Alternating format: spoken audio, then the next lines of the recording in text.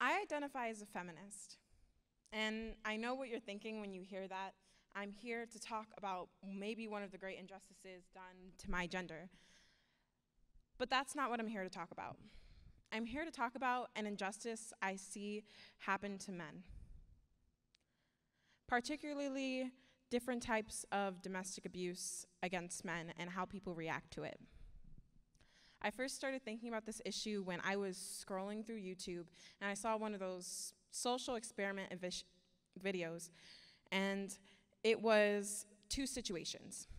One where it was a man publicly hitting his girlfriend, and when this was happening, people were quick to intercept and get him away. Then they reversed the situation with the exact same actors, and for the same reasons that the man was, the woman started hitting her boyfriend in public. But when it was the woman hitting her boyfriend, what ended up happening is that the situation was ignored, laughed at, or people even gave vocal encouragements for the woman to continue. That's why I stand here as a feminist to go against that idea that male victims should just be ignored just because they're males. It's not to be a man hater, it's about equality. And this issue is caused by the same gender stereotypes that belittle women on a day-to-day basis. But before I get into that though, I'd like to talk about some of the different types of abuse that occur. Physical abuse, sexual abuse, mental and emotional abuse. The first I'll talk about is physical abuse. Physical abuse can be any type of physical force to control someone or gain control over their partner.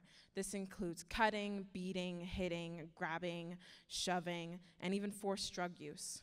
The list goes on. Something that happens far too often when it is men who are victims of this abuse is that they are told that they are supposed to be stronger, and they are encouraged not to retaliate. But no matter who you are in the relationship, no matter your gender, no one should be physically hurting you, period. They're told that just because they're stronger, that she was just a weak woman, right? No. According to the National Coalition Against Domestic Abuse, 1 in every 9 men will experience some type of physical, intimate partner violence, intimate partner sexual violence, or intimate partner stalking. 1 in 4 men will experience some form of physical abuse, and 1 in 25 men will have suffered an injury from abuse. And I know when you look more into these statistics, there is some disproportion between men and women, but that doesn't mean that the men who suffer and endure don't matter just as much. Another type of abuse associated with physical abuse would be sexual abuse. And in sexual abuse, it's any type of forced or coerced sexual act, which could be rape or assault. When looking at the numbers for this, according to RAINN, the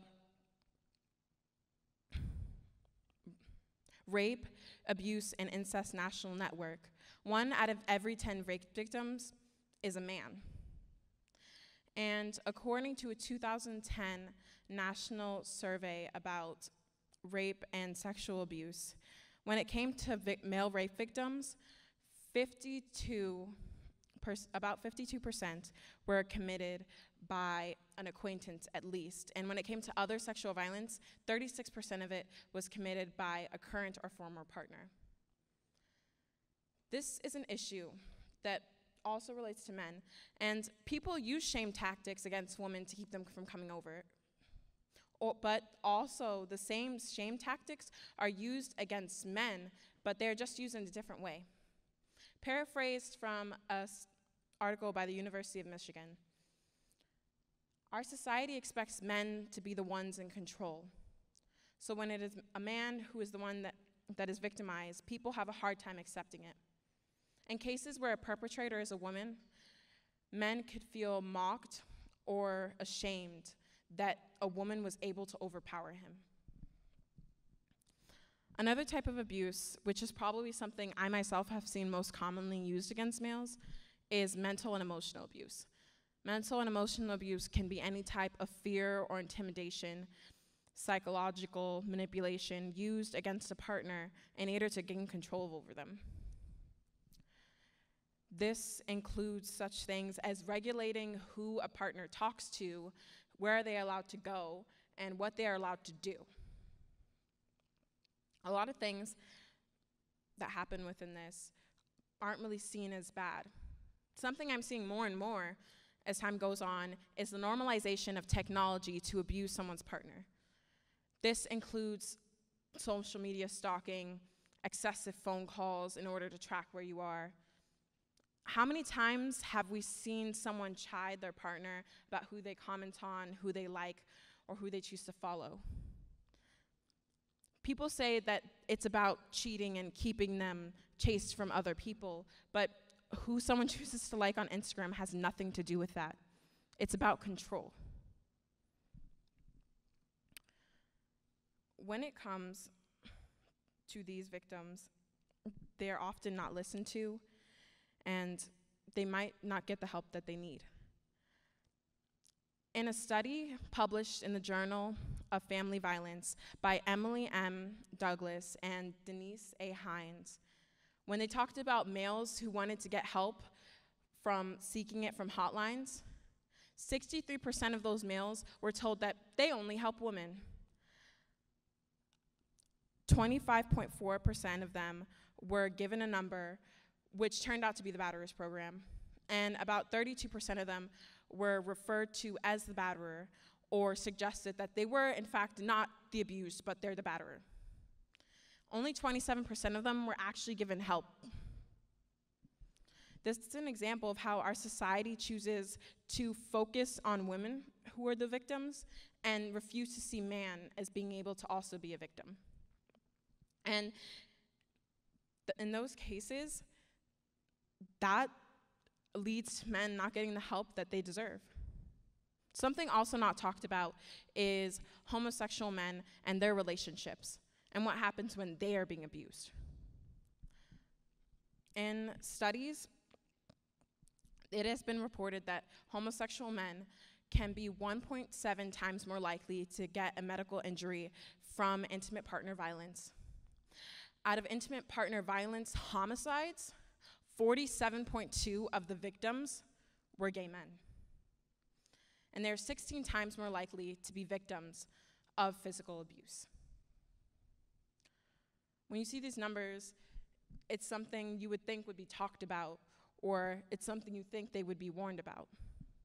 But no, because of our society's view of homosexual men, it has not only pushed these difficulties down, it has also been enabling abusers to come up with more ways to abuse their victims using internalized homophobia, which could be threats to out their partner.